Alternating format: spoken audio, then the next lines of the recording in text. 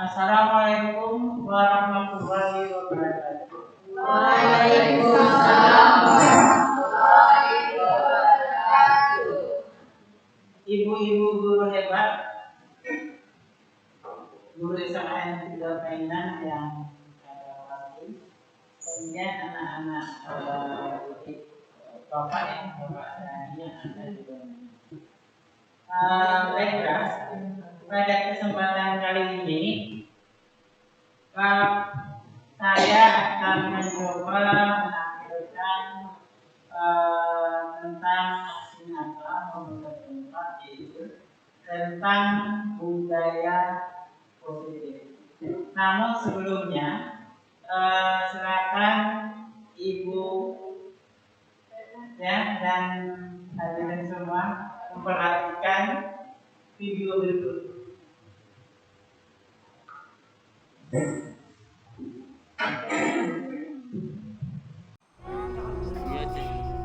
Video ini viral di media sosial. Seorang guru terlihat sedang memarahi muridnya sambil melakukan pemukulan. Dalam video terlihat muridnya adalah seorang siswa sekolah menengah pertama. Video ini dengan cepat menyebar tak hanya di media sosial, tapi juga di sejumlah percakapan grup WhatsApp. Diketahui peristiwa itu terjadi di sebuah sekolah di Pekalongan, Jawa Tengah. Korban mengaku menerima kekerasan sebanyak 10 kali di bagian kepala, dada, dan perut.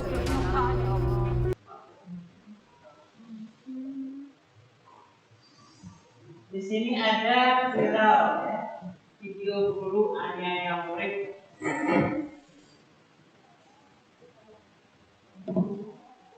Dia suaranya tidak didengarkan. Di sini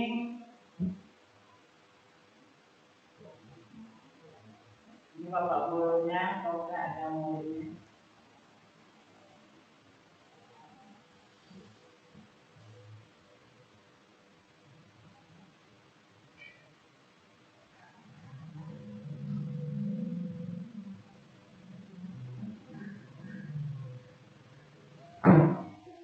Nah, kita contoh saja ya, mulai dari sana.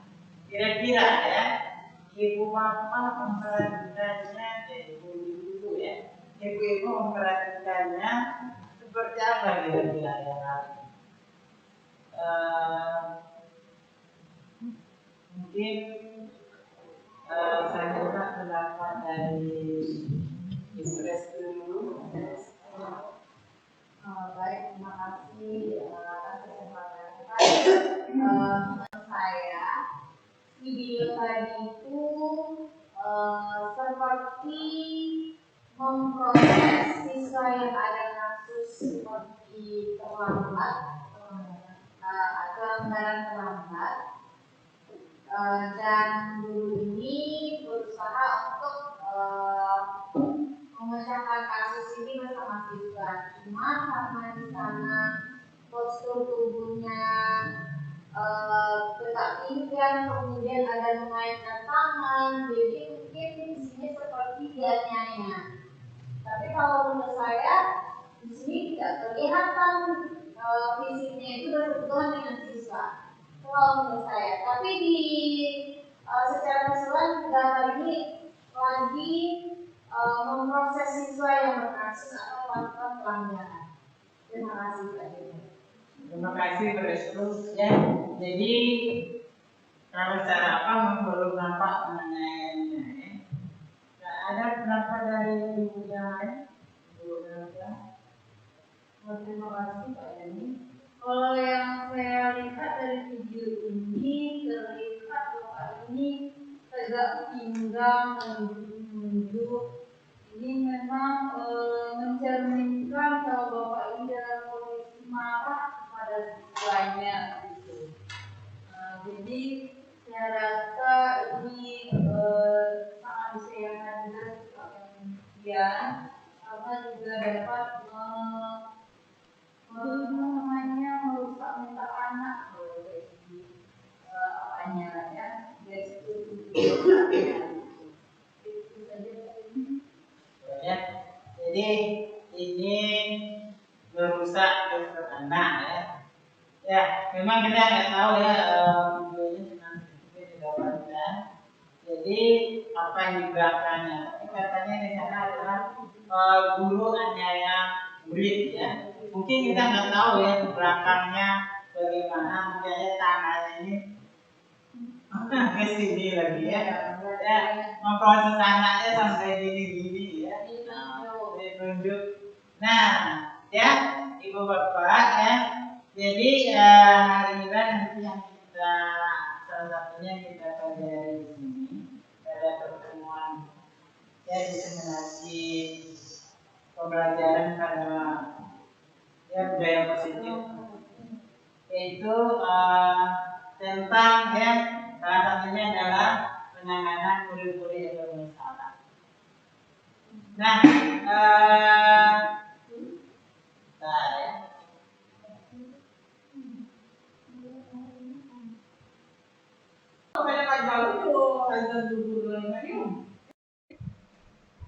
Bapak Ibu semua, berikut kita lihat kembali video tentang adanya kekerasan yang dilakukan oleh seorang guru kepada anak muridnya. Mari kita saksikan bersama. Nah, di sini Bapak Ibu perhatikan semua ada kronologi guru Akbar Sarosa, guru honorer kepolisian, karena dia melakukan kekerasan kepada anak muridnya. Nah, kita lihat apa sebetulnya kekerasan yang dilakukan guru honorer tersebut.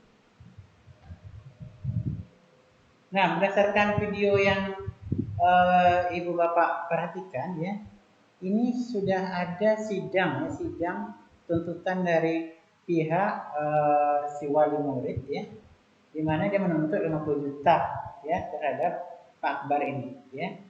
Pak Akbar ini dilaporkan oleh orang tua murid karena anaknya dihukum lantaran tidak mau disuruh sholat ya, disuruh sholat. Nah, itu titik permasalahan di sini. Nah, mungkin di sini ya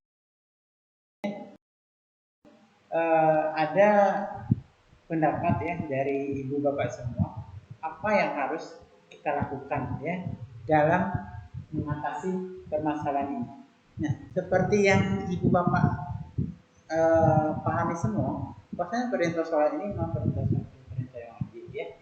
Sekolah anakmu jika dia tidak melaksanakan sholat ya, melaksanakan sholat. Nah, jadi mungkin ya cara dia memukul itu ya yang jadi permasalahannya sih. Apakah memukulnya ini memukul itu ada pula caranya ya. Jadi memukul dengan kasih sayang ya. Pokoknya memukul itu bukan menghakimi secara membabi buta ya, sehingga nantinya anak itu bisa jadi mungkin ada terluka atau apa ya. Nah, jadi di sini ya mungkin cara seorang guru itu harus perlu diperhatikan ya, bagaimana dia itu menghukum muridnya jika murid itu melakukan kesalahan. Nah, kalau yang tidak sholat itu mungkin ya, apakah hal ini sudah dilakukan berkali-kali ya untuk penanganan secara mungkin secara kekeluargaan ya, bagaimana mengatasi murid yang tidak sholat ini. Nah, nanti ya kita akan bahas bagaimana cara penanganan permasalahan-permasalahan yang ada di tengah sekolah ya. Permasalahan misalkan di sekolah ya, murid yang tidak sholat ya, ataupun ya di sekolah kita ya, murid yang tidak memindahkan peraturan dari guru ya, dan berbagai macam permasalahan yang mungkin bisa saja terjadi ya di tengah ya komunitas sekolah kita. Nah, jadi itulah yang kita bahas pada kesempatan kali ini ya.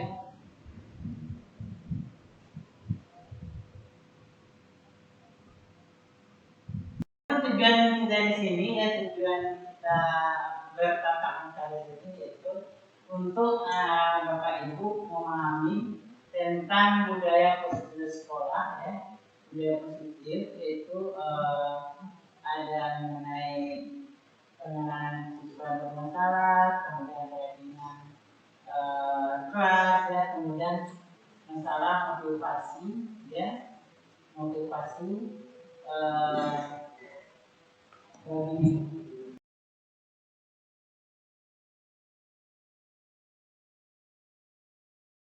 itu ada mengenai penanganan siswa bermasalah, kemudian terkait dengan kelas, ya, kemudian masalah motivasi, ya, motivasi bagi siswa, ya. Adalah langsung saja slide saya yang pertama.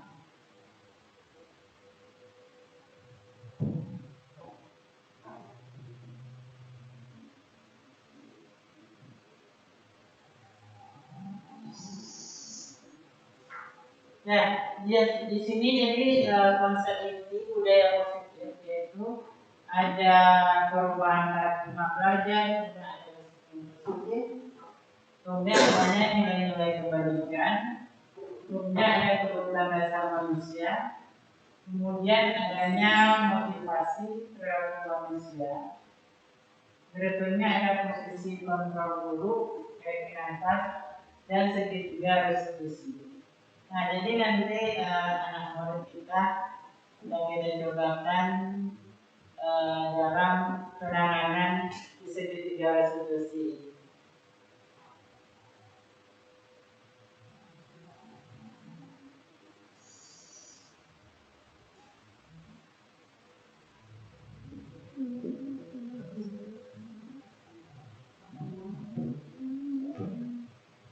Nah, pembelajaran paradigma baru ini saya kira hubungannya dengan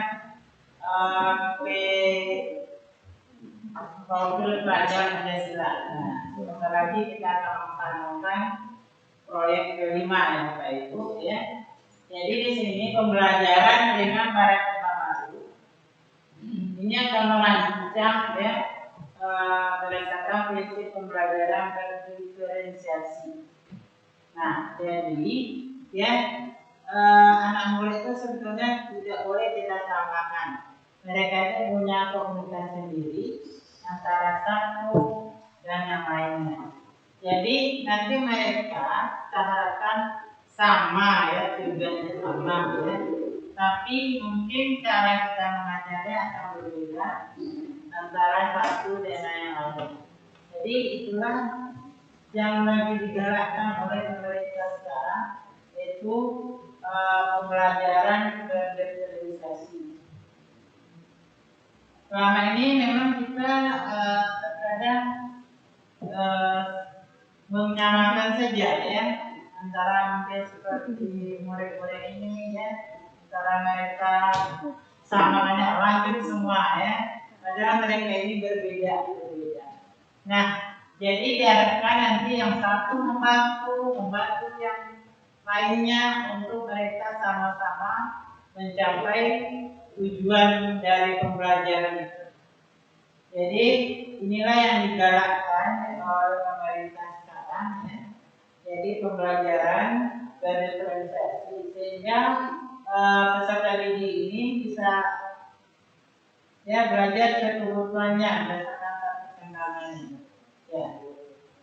Contohnya di saya ini mengajar informatika. Mungkin tidak semua menyenangi pembelajaran bahasa C++ di sini, ya. Tapi walaupun nggak semua menyenangi, ya, tapi sedikit dasarnya mungkin perlu kita ajarkan, ya. Nah, jadi disesuaikan dengan kebutuhan mereka masing-masing. Sebetulnya mereka itu menyenangi apa, ya, apa yang disenangi oleh mereka. Jadi tidak harus diseragamkan semua. Nah, ini kalau kita lihat paradigma baru ini sesuai dengan program pelajaran Pancasila, yang ada asas beriman, yang bertakwa kepada Yang Maha Esa, ya, kemudian berkeyakinan global, gotong royong, kreatif, termasuk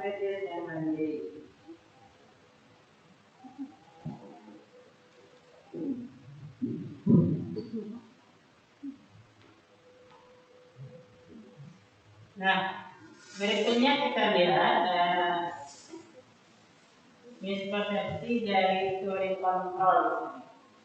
Nah, mungkin Bapak Ibu masih ingat ya, waktu kecil ada boneka ya, boneka yang bisa dikunci ya, kunci ya.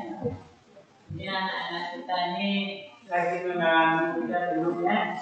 Ya, itulah murid ya. Murid mungkin dulu sebelum mengenal guru penggerak ini ada seperti itu ya, murid dikunci ya. Waktu itu kita dikunci apanya? Pusatnya ya, pusat ya. Ya, kalau bermasalah pusat dikunci ya. Waktu SD ya. Nah, sekarang ini dikunci, muridnya nggak bisa ngapa-ngapain ya. Jadi di gambar itu nampak penguatan di sini ini guru ya, yang guru ya.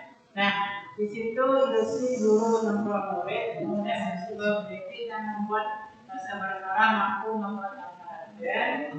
Kemudian ilustrasi bahwa orang dewasa adalah bangsa ya. Betul ya. Kita melihat bangsa ya sebagai orang dewasa ya. Kita masa anak-anak kita, anak kecil ya, anak kecil kita paksa ya, anak murid kita juga kita paksa terkadang ya. Kemudian mesti bahwa semua itu efektif dan bermanfaat. Ini yang kesalahan-kesalahan tentang teori kontrol ya. Jadi yang seperti itu sebenarnya salah ya. Jadi orang dewasa ini seharusnya mengajak anak-anak itu berdiskusi ya. Jadi Anda ya yang kalau yang Bapak Ibunya mungkin sama ada diskusi ya, perlu mengingatkan ya untuk berdiskusi misalnya. Ya, kemudian kritik dan merasa bersalah sebetulnya mampu membangun karakter. Mispersepsi katanya di sini ya. Jadi kita jangan melampau merasa bersalah ya, jangan melas-melas ya. Jadi ke murid, nah, jadi ini tidak mematkan karakter dari murid itu sendiri.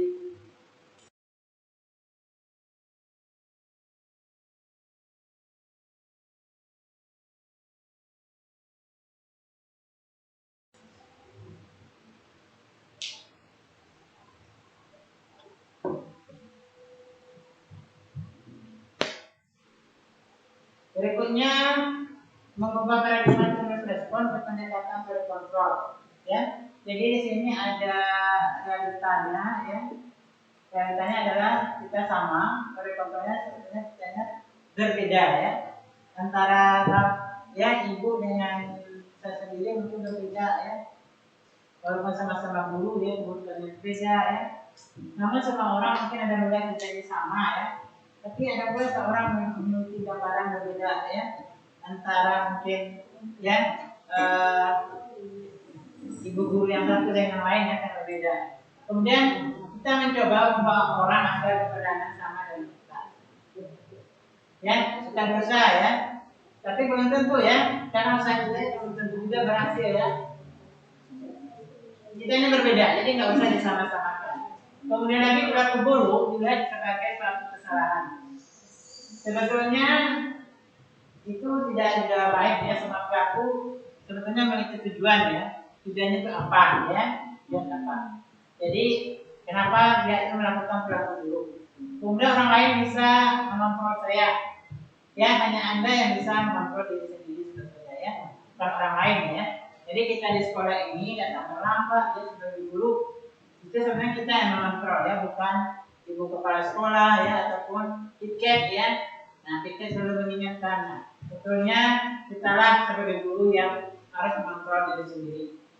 Kemudian saya bisa mengontrol orang lain. Ingat, ibu bapak ya, saya ibu bapak itu tidak bisa mengontrol anak murid kita sendiri ya, karena ya mereka itu manusia ya. Jadi kita hanya bisa mungkin ya mendampingi mereka agar mereka menjadi orang yang berguna ya. Kemudian pemaksaan ada pada saat rujukan gagal ya. stimulus responnya. Kemudian ada teori kontrolnya, kolaborasi dan konsensus menciptakan pilihan yang baru.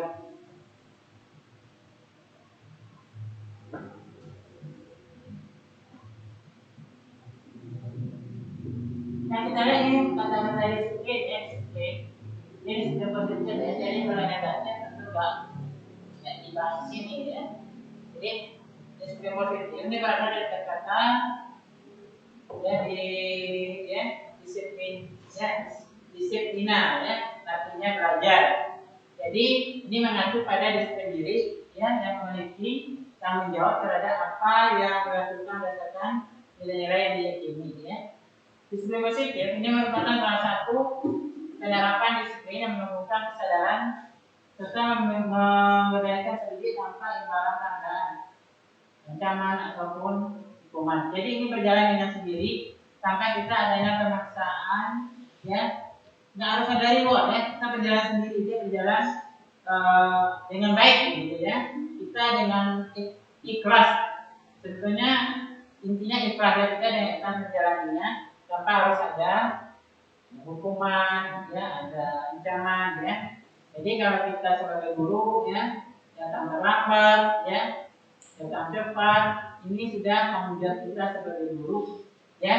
Tidak harus ada kepala sekolah, tidak harus ada tiket ya, tidak harus ada yang mengingatkan. Yang jelas ini adalah tanggung jawab kita sebagai guru. Kita merasa uang yang kita terima itu adalah suatu yang harus halal ya. Kalau kita terlambat tentu menjadi harta yang tidak halal bagi keluarga kita ya. Itu saja yang perlu kita tanamkan ya. Jadi yang di atas saja yang mengontrol kita ya. Kemudian sebagai pendidik ya, tujuan kita adalah menciptakan pendidik yang memiliki disiplin diri sehingga mereka berlaku mengacu kepada nilai-nilai kebajikan universal dan memiliki motivasi intrinsik dalam perubahan berlaku ke arah yang lebih baik.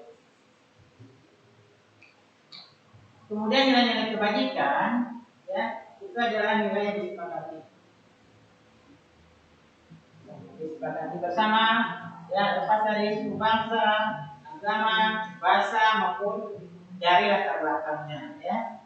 Nah, contoh nilai kebajikan seperti tadi ya, adanya P3 ya, profil pelajar Pancasila ya. Lalu kelima proyek ya. Ya, apa kelima? Ya. Jadi di sini profil pelajar Pancasila ini berkaitan kemarin ya. Tadi ya, seperti yang disebutkan tadi, bagaimana bertakwa pada Tuhan Yang Maha Esa, bertakwa mulia, berpendidikan global, bertakwa mandiri, kreatif dan merawat. Kemudian adanya ya primary year program ya, seperti apa? Toleransi, rasa hormat, kreativitas, mandiri, ya, harga menghargai, antusias, empati, keingintahuan, banyak life skill di sana. Saya ini hanya contoh-contoh saja, satu nilai kebajikan. Kemudian ada lagi ya, lurus hati, pendengaran hati, tidak merendahkan orang. Itu salah satu contohnya.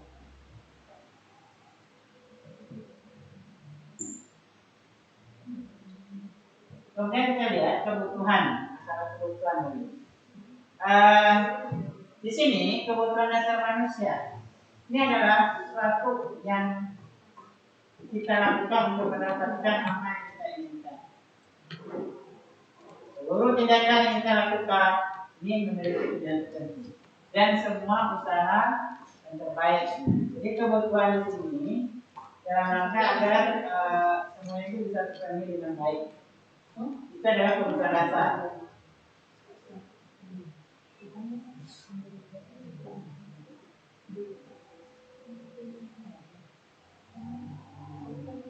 Nah, kebutuhan dasar di sini ya, seperti yang Ibu ya Bapak ketahui ya sebelumnya, bertahan hidup. Nah, ya, jadi intinya kita bertahan hidup ya, kita berada di sini kita untuk bertahan hidup ya. Nah, bertahan hidup mencari uang kan, mencari uang intinya kan awalnya mencari uang ya, mencari uang mendapatkan nafkah, tentu untuk bertahan hidup kita makan untuk bertahan hidup. Nah, jadi ada makanan, kemudian pakaian. Kalau kita nggak, ya tidak ada alat melindungi diri kita dari dingin, nah makanya kita akan sakit. Tentu saja kalau sakit ya bisa meninggal ya. Tentu saja kakek ini menjadi suatu untuk makan dulu ya. Kemudian ada tempat tinggal ya. Nah, tempat tinggal suatu sarana untuk bertahan hidup yang sangat sama juga ya, karena kalau hujan ya kita akan kedinginan, kemudian kalau udaranya panas kita kepanasan karena lagi berkabut ya. Itu kita butuh di dalam rumah ya agar terhindar dari udara kotor ya begitu. Kemudian itu ya tentang kesehatan. Nah, kesehatan satu hal utama sekarang yang harus kita ya penuhi ya. Ini diri kita dari dingin. Nah, makanya kita akan sakit. Tentu saja kalau sakit ya bisa meninggal ya. Tentu saja kakek ini menjadi suatu untuk makan dulu ya. Kemudian tempat tinggal ya. Nah, tempat tinggal satu sarana untuk bertahan hidup yang sangat sama juga ya, karena kalau hujan ya kita akan kedinginan, kemudian kalau udaranya panas kita kepanasan karena lagi berkabut ya. Itu kita butuh di dalam rumah ya agar terhindar dari udara kotor ya begitu. Kemudian itu ya tentang kesehatan. Nah, kesehatan satu hal utama sekarang yang harus kita ya penuhi ya. Apalah artinya harta kalau kita kesehatan ya. Jadi cukup ya Tuhan kita hanya memberikan kesehatan ya, kesehatan ya, kemudian selamat di dunia dan akhirat ya. Ya, jadi itu saja doa kita ya. Kemudian pemerintah ya melalui programnya sehat ya agar masyarakat Indonesia ini mempunyai daya tahan hidup yang lama ya. Jadi dengan adanya program tepat seperti BPJS ya, BPJS kesehatan ya untuk menangani masyarakat yang sakit. Kemudian adanya kasih sayang rasa diterima ya. Nah, kita sebagai manusia kalau tidak ada rasa diterima kita akan sakit hati ya. Kita akan sakit hati ya. Kemudian kita akan merasa dikucilkan ya. Kalau dikucilkan ya bisa jadi kita tidak jadi produktif ya. Nah, jadi itu sangat diperlukan juga ya. Rasa kasih sayang dan rasa diterima. Kemudian adanya berbagi. Nah, kasih sayang berbagi ini karena adanya kasih sayang ya. Anak-anak kita ini nggak akan ada kemampuan berbaginya kalau nggak ada rasa kasih sayang di antara mereka. Ya, berbagi antara rekan-rekan, teman, ya, jadi nggak hanya dengan saudara saja. Nah, jadi yang penting berbagi dengan sesama. Kemudian kerjasama, kerjasama juga sangat dibutuhkan karena tanpa kerjasama semua tidak akan terwujud. Ya, ibu bapak yang hadir dalam pertemuan ini ya. Ruang pertemuan ini karena ada kerjasama. Kalau kita tidak kerjasama ya, makanya tidak akan terciptalah ya hal ini ya diskriminasi ini. Kemudian yang berikutnya adanya penguasaan ya, kebutuhan dasar manusia penguasaan. Jadi penguasaan siapa? Harga diri ya, kemudian itu sebetulnya harga diri ya. Jadi dasarnya masalah penguasaan ya. Jadi kalau ibu bapak mungkin punya keinginan untuk berkarir ya, itu adalah sebetulnya penguasaan ya, keinginan penguasaan. penguasaan. Jadi untuk harga diri ibu bapak semua. Tentu saja ujung-ujungnya ke masalah finansial atau menafkahi keluarga ya. Kemudian keinginan untuk dianggap ya. Kita mau jadi pejabat itu ada keinginan dianggap ya. Sekarang banyak caleg gitu ya, caleg. Nah, caleg-caleg itu semuanya tentu maunya dianggap oleh masyarakat ya, keinginan dianggap. Sebenarnya itu suatu hal yang mudah ya, sebagai manusia ya. Mereka ingin dianggap, ya, ingin memimpin ya, ingin berprestasi dan ingin didengar ya. Kalau kita tidak dianggap ya tentu kita tidak dengar ya. Jadi ibu bapak semua ya nanti capailah ya prestasi, capailah karir ya, punya punya ya, agar bisa mempunyai ya karir yang lebih tinggi dan diakui terdengar oleh masyarakat sekitarnya ya. Kemudian kebebasan ya. Nah kita sangat ingin bebas ya. Seperti anak-anak kita ini mungkin di sini merasa terdekat tangannya, dia mau keluar ya, terdekat. Nah ini nggak bebas ya. Mereka perlu dibebaskan nanti ya. Setelah azan nanti dibebaskan ya. Dibebaskan ya. Kemudian ada mandiri ya, kita mandiri kan, sendiri ya. Mungkin bapak ibu yang mau pergi ke sana perlu ditemani ya, perlu ditemani pula oleh rekannya ya. Itu maksud kita mandiri ya, ya. Nah, jadi bebas ini kita mandiri tanpa adanya teman atau saudara kita bisa berbuat gitu ya, kita berbuat. Mungkin kita bisa menjadi yang mengerjakan satu tanpa harus ada teman ya, harus ada teman. Tapi kolaborasi perlu ya, kita tidak tergantung. Kemudian mencoba hal baru, kita mampu mengendalikan arah dirinya ya. Jadi kalau anak-anak ini tidak mampu mengendalikan arah dirinya ya, mereka akan kebablasan nanti ya. Inilah tugas kita sebagai guru yang mengarahkan anak didik kita. Kemudian kesenangan. Nah, bermain humor, antusiasme dan tertawa. Nah, dalam pembelajaran mungkin kita perlu ya, nggak perlu dingin ya, supaya dingin ya, kita perlu juga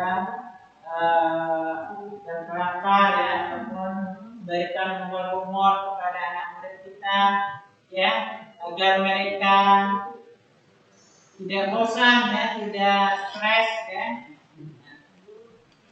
Ini yang stres mungkin bisa jadi tidur ya. Jadi ya, atau mereka tidak semangat ya. Kita bermain ya, bermain. Jadi kita mulai menjalankan bermain untuk siswa ya. Walaupun mungkin wanita nggak ada hubungannya dengan bermain ya, tapi kita berusaha agar mereka ini lebih menyenangi. Hanya sipil ya, kita berusaha untuk adanya bermain di dalam pembelajaran itu agar anak-anak senang dan tertawa, antusiasmenya mereka tinggi ya. Nah tertawa ini bisa kita mulai dengan SPP ya, ibu bapak semua sudah banyak pula SPP-nya ya. Jadi yang suka humoris ya, silakan ya.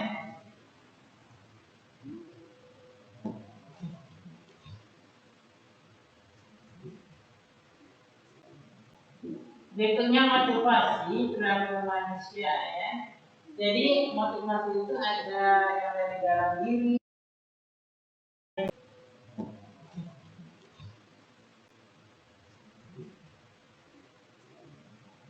Berikutnya motivasi perilaku manusia ya. Jadi motivasi itu ada yang dari dalam diri ya, ada dari luar ya. Nah dari dalam diri ini motivasi intensif ya.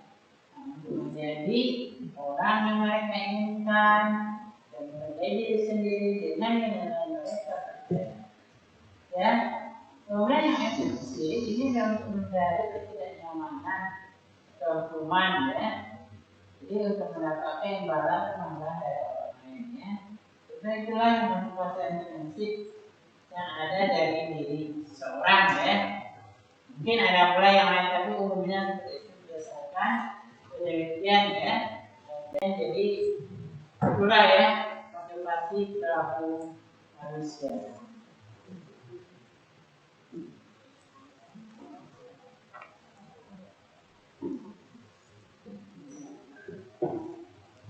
Kemudian nanti kita akan melihat adanya hukuman.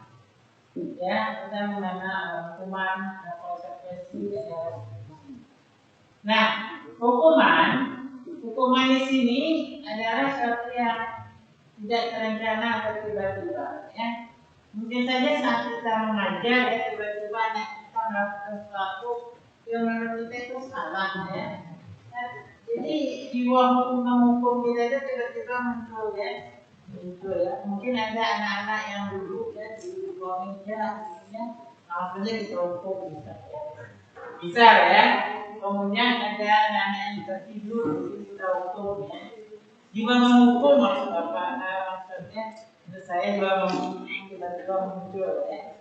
Nah, jadi memang tidak terencana atau tiba-tiba ya, tiba-tiba. Kemudian murid tidak tahu apa yang terjadi. Atau tidak dilibatkan, nah itu hukuman. Jadi murid tidak tahu ya yang akan terjadi atau tidak dilibatkan. Karena hukuman itu memang tiba-tiba saja muncul dari dalam diri kita ya, sehingga murid tidak tahu ya. Saya tidak perlu mereka ini apa ya? Kalau di sekolah kita mungkin tidak ada push-up gitu ya, tidak perlu mereka itu beli sampah gitu ya, atau mencuci piring gitu ya. Ini saya tiba-tiba kemudian ini hukuman sifatnya itu satu arah. Jadi dari guru saja. Nah, mungkin murid menghukum guru ya.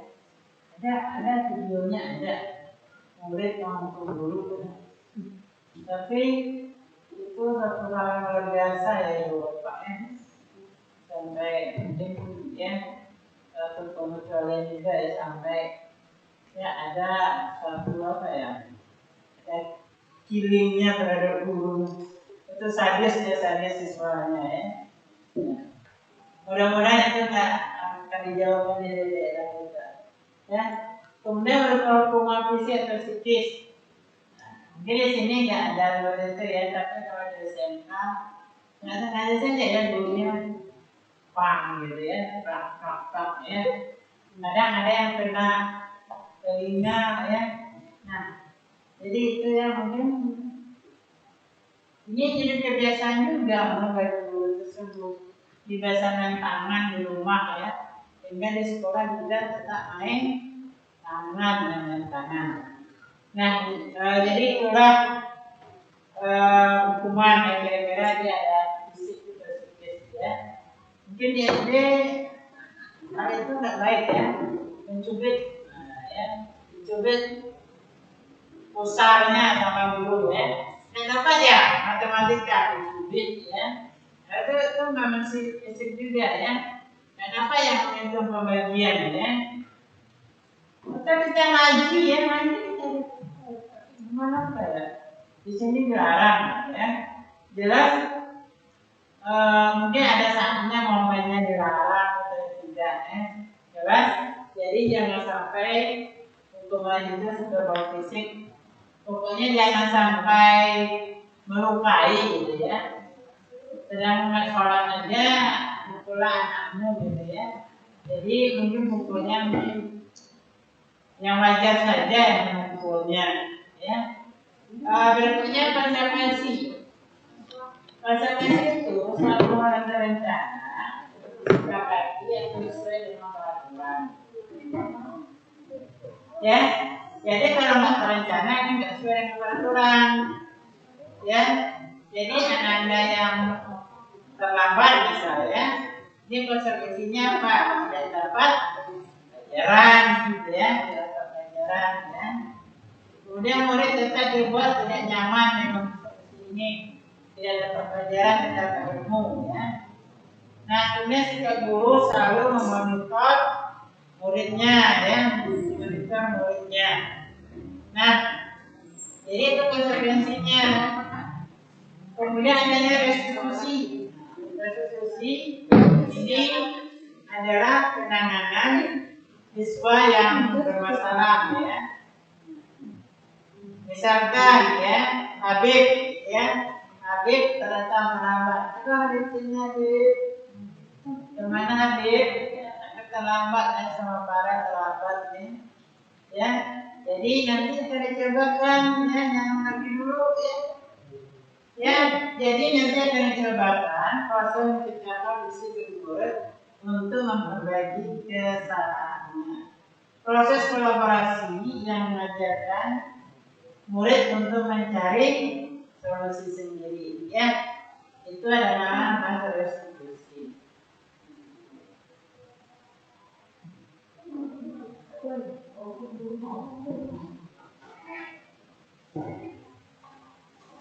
Nah, proses kontrol guru di sini ada beberapa macam ya, seperti penghukum, pembuat rasa bersalah ya.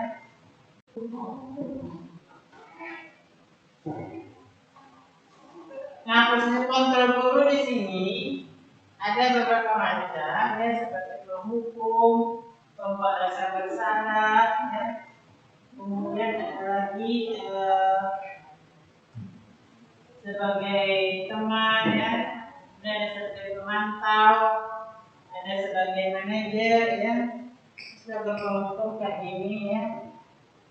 Itu ya, kamu ini ya, sudah membuat rasa bersalah ya. Ini sebenarnya ini terlampau polis ya. Kalau nggak ini ya, karena kamu yang jadi dukung, bapak yang dukung ya. Ini melaporkan teman ya. Mungkin muridnya sama-sama dirangkul ya, dirangkul jadi teman yang dia menangani satu masalah. Yang pemantau ya, kalau cuma lihat aja ya. Ngintip ya, ngintip. Ini masalahnya apa ya, dia tidak menangani ya. Yang mantau kemudian manajer. Sebetulnya yang bagusnya manajer, jadi mengajak murid untuk menangani suatu masalah ya, menangani suatu masalah ya. Kemudian kita lihat di sini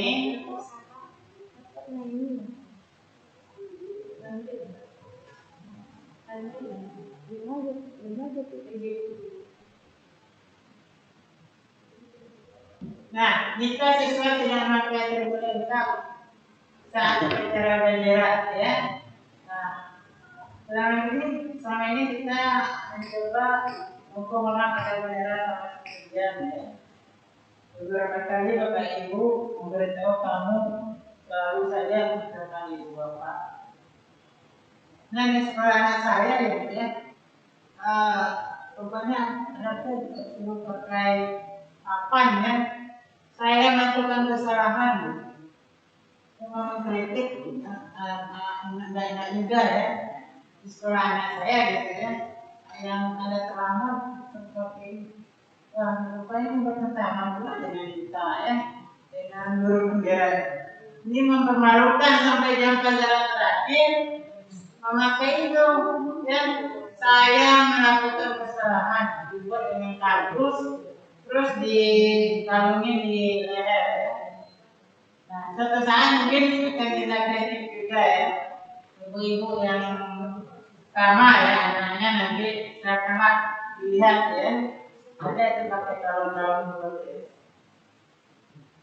ya. Jadi hal itu mempermalukan, itu nggak boleh. Kita tidak boleh mempermalukan anak kita. Kemudian tidak memakai atribut ya. Ada lagi, ayo dong ikuti aturan sekolah, tolong bantu ibu bapak ya. Sekali ini ya, sudah tidak apa-apa ya, ini Barangkali dia masyarakat berbuat seperti ini lagi. Nah, ini pembuat dasar bersalah juga ya. Saya berarti ibu bapak, saya ibu ibu. Kemudian kamu sedang melanggar aturan. Kamu tahu konsekuensinya enggak? Kalau bicara kamu tidak punya lagi demokrasi dan jangan halangi lagi ya. Ini memang juga ya.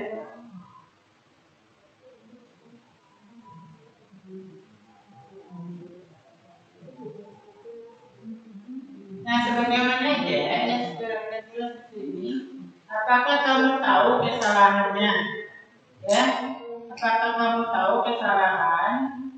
Kira-kira bagaimana kamu memperbaiki kesalahan kamu?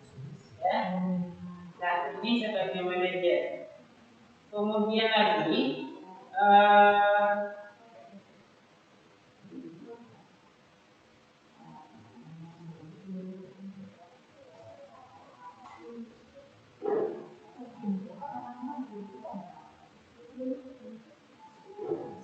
ini adalah bisa kontrol ya, bisa kontrol aku ya. Misalkan ini saya kecewa sekali dengan kamu ya, katakan karena oleh kita. Kamu kemudian kamu tidak pernah melakukannya ya. Nah, ini apa rencanamu untuk menjaga masalah ini? Ayolah lakukan yang Bapak Ibu ya. Kamu tidak pernah melakukan nilai jika tidak menjaga tugas ya. Jadi silakan Bapak Ibu yang ini kira-kira kontrol siapa? Apa rencanamu untuk melakukan itu?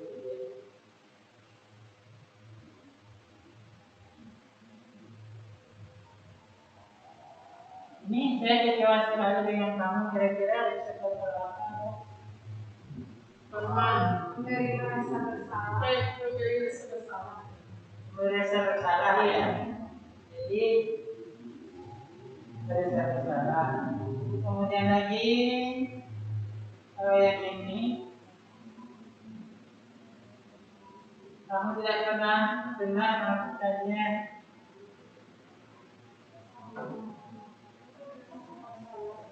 Bersalah tidak ya? Menantang. Kamu tidak pernah dengar melakukannya ya. Kita sebagai guru melihatnya benar ya. Kita benar-benar kamu tidak benar-benar melakukannya.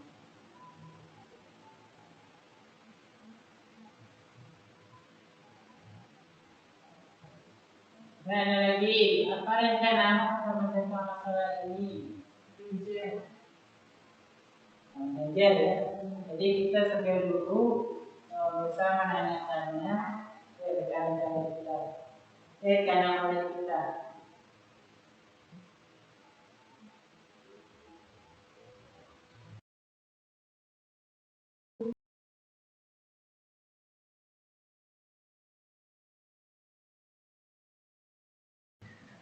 Ayolah lakukan dari Bapak Ibu. Kira apa Bu?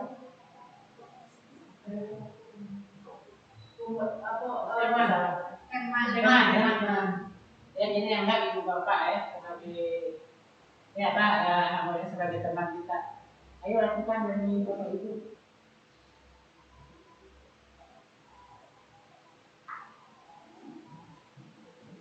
Kamu tidak pernah dapat nilai jika tidak mendapat tugas.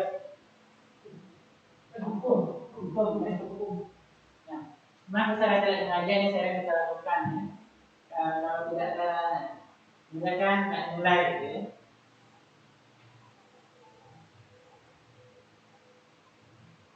Nah, kemudian kita lihat keyakinan kelas ya. Mengapa keyakinan kelas? Mengapa bukan peraturan kelas? Nah, di sini kenapa sampai muncul keyakinan kelas tersebut? Nah, keyakinan kelas ini bersifat abstrak. Kemudian ini adanya pendapat-pendapat universal.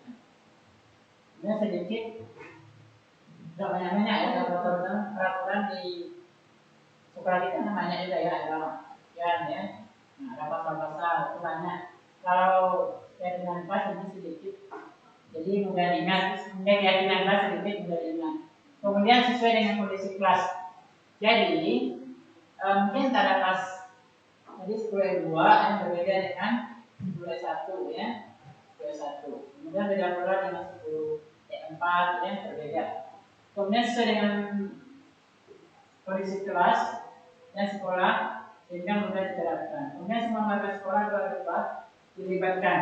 Tadi sebelum ibu bapak masuk ya, coba juga bikin ya dengan anak murid ya.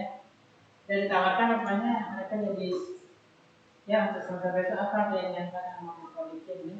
Karena mungkin pertemuannya jadi yang terakhir ya, yang besok kelima lagi ya bu bapak ya. Nah setelah kelima lain lagi ya cara kita mengajarnya. Baru sedikit ya yang muncul ide-ide dari mereka ya. Itu ya yang keyakinan kelas.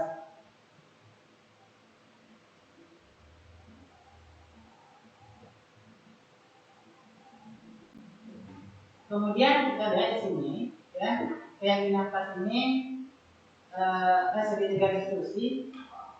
Kita lihat yang pertama adalah segitiga diskusi, yaitu satu proses dialog yang dijalankan oleh guru antara sang murid yang mandiri dan bertanggung jawab. Jadi maunya dipraktikkan dengan anak murid itu, anak muridnya sudah mau keluar asal pula ya tadi. Nah di sini segitiga diskusinya ya ada validasi tindakan yang salah, ya kemudian ada menanyakan keyakinan, ada menstabilkan identitas ya. Jadi urutannya menstabilkan identitas yang pertama, kemudian validasi tindakan yang salah, kemudian menanyakan keyakinan.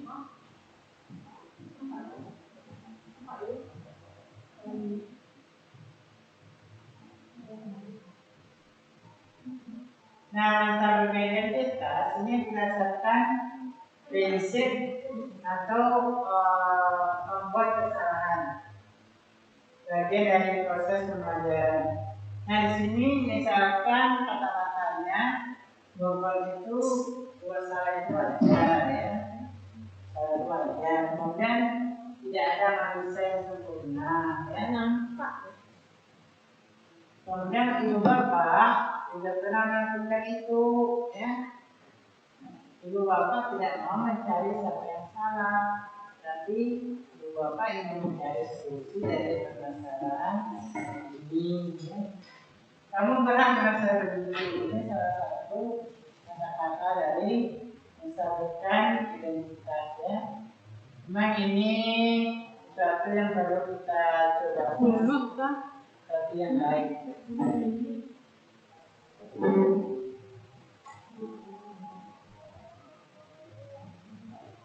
Nah berikutnya adalah validasi tindakan salah. Ini berdasarkan prinsip perilaku berupaya memenuhi suatu kebutuhan tertentu. Nah, kalimatnya ya kamu pasti punya alasan melakukan hal itu. Kemudian padahal kamu bisa melakukan yang lebih buruk dari ini, ya. Kamu patut bangga karena telah memenuhi sesuatu yang berjumlahmu, ya. Jadi kita berusaha sebenarnya berempati ya terhadap salah mereka. Tapi sebetulnya kita bukan berempati ya. Kita berusaha masuk dulu ya. Nah ini seperti apa ya kalau di keterangan ini seperti ya masuk ke dalam musuh itu barulah dia menyerang gitu ya. Kalau di sini bukan menyerang tapi menangani permasalahan dari murid ya. Karena tentunya kamu melakukannya karena mengerjakan sesuatu yang penting bagimu ya.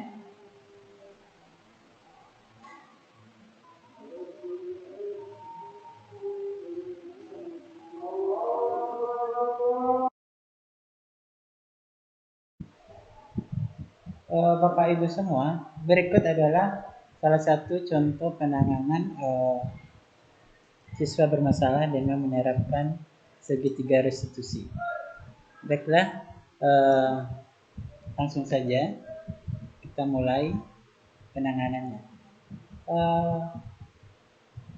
Ya Naidi sama Nazila, bagaimana kabarnya sekarang?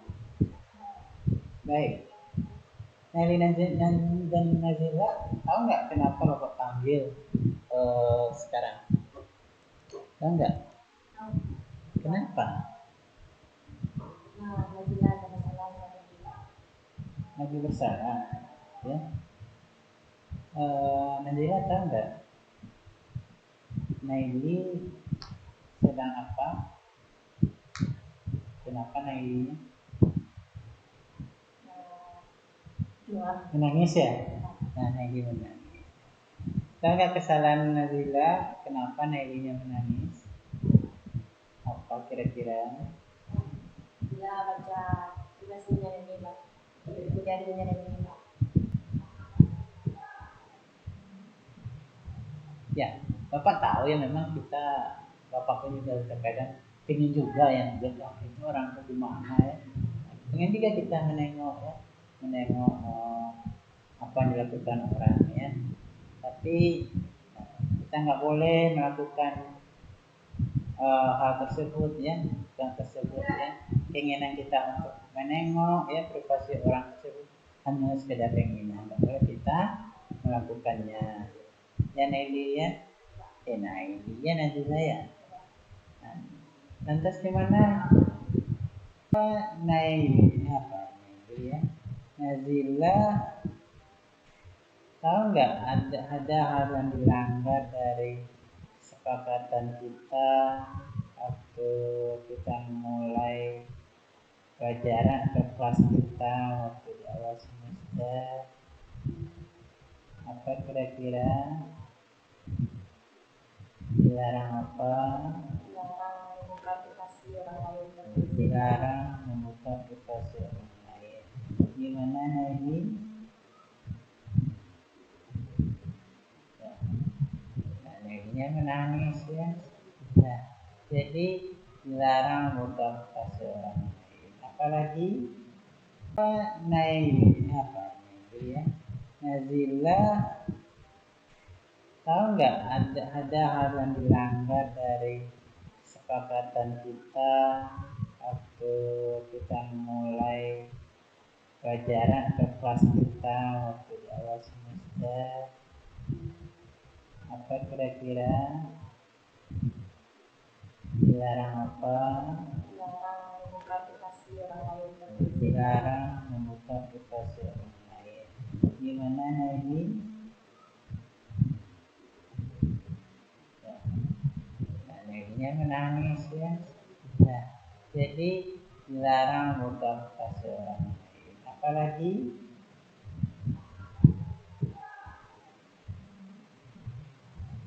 ya, Bapak tahu ya memang Bapak pun juga terkadang ingin juga yang bilang itu orang itu gimana ya.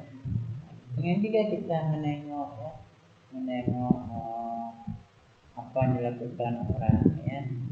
Tapi kita nggak boleh melakukan hal tersebut ya, keinginan kita untuk menengok ya privasi orang tersebut hanya sekedar keinginan, nggak boleh kita melakukannya.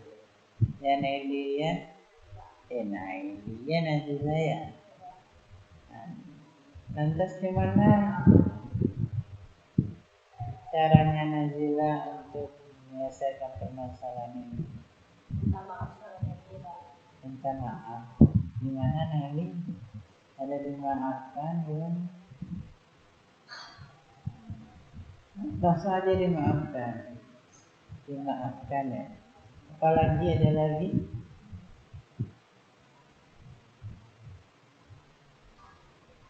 Besok di mana? Enggak diulangi lagi ya. Oh, enggak diulangi. Ya.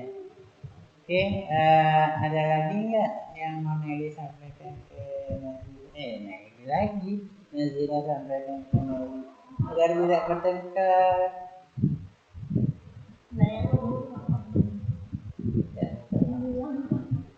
Ya, mari merangkul. Oke, ya, jangan bertengkar lagi ya besok-besok ya. Ya. Oke, Anda. Oke, kalau sudah perbaikan ya, Oke lah, kenal balik. Itulah baikannya, bukan baikan pura-pura ya. Boleh balik. Ya, buatan. Ya. Oke, Ibu Bapak semua, demikianlah ya cara penanganan, salah satu cara penanganan siswa bermasalah yang kami tunjukkan ke Bapak Ibu semua. Ya, terima kasih.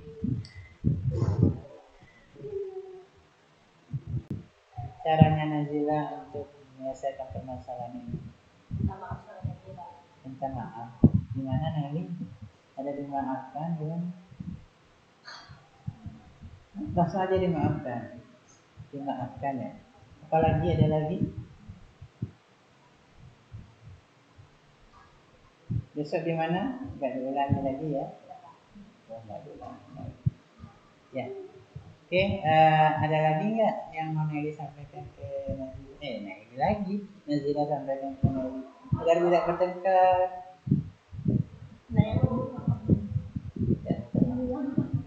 Ya, mari merangkul. Oke, ya, jangan bertengkar lagi ya besok-besok ya. Ya, oke, ada. Oke, kalau sudah berbaikan ya, oke lah, kenal balik. Itulah baikannya, bukan baikan pura-pura ya. Boleh balik. Ya, buatan. Ya. Oke, Ibu Bapak semua, demikianlah ya cara penanganan, salah satu cara penanganan siswa bermasalah yang kami tunjukkan ke Bapak Ibu semua. Kemudian menanyakan keyakinan, ini berdasarkan prinsip teori kontrol bahwa pada dasarnya kita termotivasi secara intrinsik dan ekstrinsik.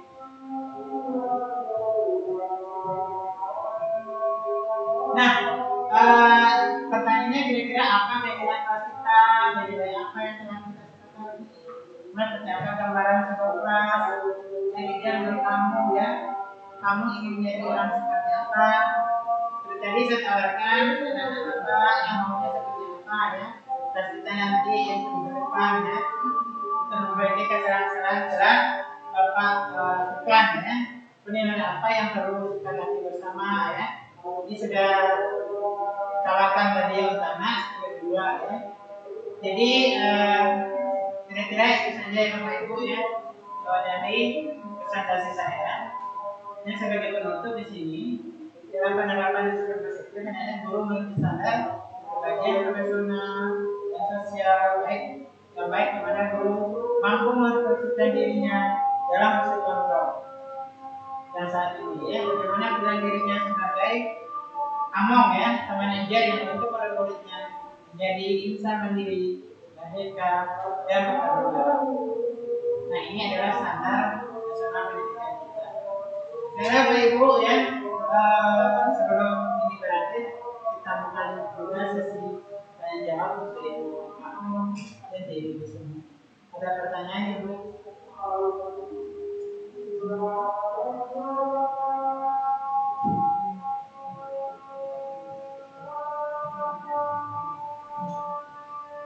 Silakan Ibu Lati. Terima kasih Pak Doni sudah mempresentasikan organisasi dari positifnya. Di sini saya ingin menanyakan mengenai posisi kontrol. Nah, sebagai profesi sebagai seorang pendidik atau guru, saya ingin menanyakan kira-kira sepanjang Pak Doni menjadi seorang pendidik, di lingkungan sekitar, guru-guru yang lain itu posisi kontrol yang mana yang sering Bapak Doni temukan kepada siswa? Yang ditemui posisi kontrol yang mana? Terhadap sejawat, terhadap diri sendiri. Terhadap rekan sejawat yang di sekitar. Kalau saya lihat di sekolah kita ini ya, kalau sekolah kita ya, kayaknya rekan kita ada sebagai teman ya, kemudian ada sebagai manajer ya. Jadi memang yang itu nggak selalu gitu ya, mungkin tiba-tiba kesalahan kadang-kadang mungkin ya. tapi yang kebanyakan sebagai manajer dan sebagai teman ya. Jadi itu ya pengalaman saya selama saya di sekolah ini. Mungkin ini sudah menjadi budaya kita pun di sekolah kita menyerapkan hal tersebut tanpa sengaja ya, walaupun mungkin belum jarak, tapi kita sudah mulai menerapkan nilai-nilai sudah duluan ya. Ini aja mensahkan saja baru penggerak. Sudah kita lalui. Sudah kita lalui.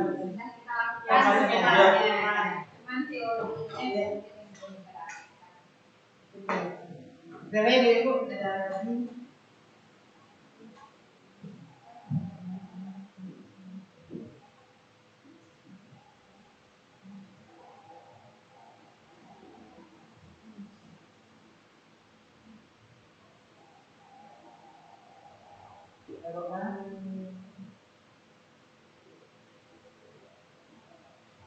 Saya tidak bertanya Pak Joni, mau melakukan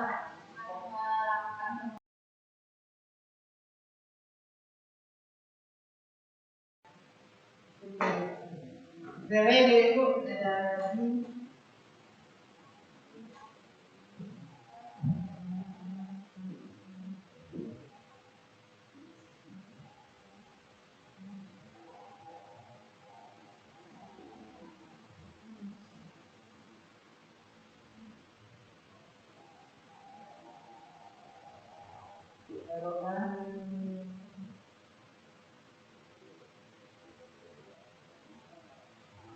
Saya tidak bertanya Pak Joni, mau melakukan penguatan saja kepada kita bersama bahwa materi yang telah materi disiplin positif dan juga posisi kontrol dulu dalam menghadapi siswa tadi sangat bermanfaat bagi kita. Cuman masalahnya mungkin terkadang adalah susahnya mengubah paradigma atau mindset kita sendiri dulu, yang biasanya kita sering kalau kami guru perempuan itu sering posisi kontrolnya membuat rasa bersalah gitu ya. Nah, bagaimana cara mengubahnya menjadi posisi kontrol seorang manajer atau sebagai akun gitu ya, karena kata seperti yang disampaikan oleh kinerja Dewantara, kalau kita itu adalah amun dan kita harus menuntut murid-murid kita tentu dengan proses yang kita lalui itu harus baik dan positif, dan disiplin positif ini tidak akan muncul kalau kita tidak ada keyakinan dengan murid-murid kita terlebih dahulu. Itu saja, terima kasih Pak Joni sebagai CGP Angkatan 9 yang telah berbagi ilmu dengan kami di sini mengenai disiplin positif, segitiga institusi dan juga posisi kontrol seorang guru.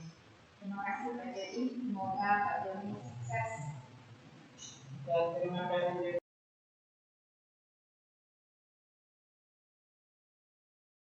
Bersamaan. Ya, yang ada nama Pak Joni itu nanti untuk memperpanjang slide Pak Joni nanti videonya tambahkan aja yang foto-foto. dan sudah untuk kita ya memberikan ya ilmu-ilmunya ini sebagai senior dari guru penggerak yang tanpa yang memberikan ilmunya ya kepada kami ya CDP yang ada 8, 9 ya. Semoga kami juga bisa mengikuti ya kesuksesan dari CDP dalam untuk menjadi guru penggerak ya, guru penggerak di Kabupaten Selatan. Terima kasih ya, terima kasih ya. Dari Langci Ya, ibu bapak semua ya, ibu ya, ibu Novi, Bu Ayu, ibu Malika, ibu Mici ya, Smita ya, selamat menyempatkan hadir di sini. Jadi yang kerja saja ya karena nggak sampai untuk saja ya sebenarnya kita ini ya semoga apa yang kita lakukan ini juga membawa berkah bagi kita semua. Dan saja mohon maaf atas segala kesalahan saya. Saya maaf. Assalamualaikum warahmatullahi wabarakatuh. Waalaikumsalam warahmatullahi wabarakatuh. Mana bagian depan PBB itu?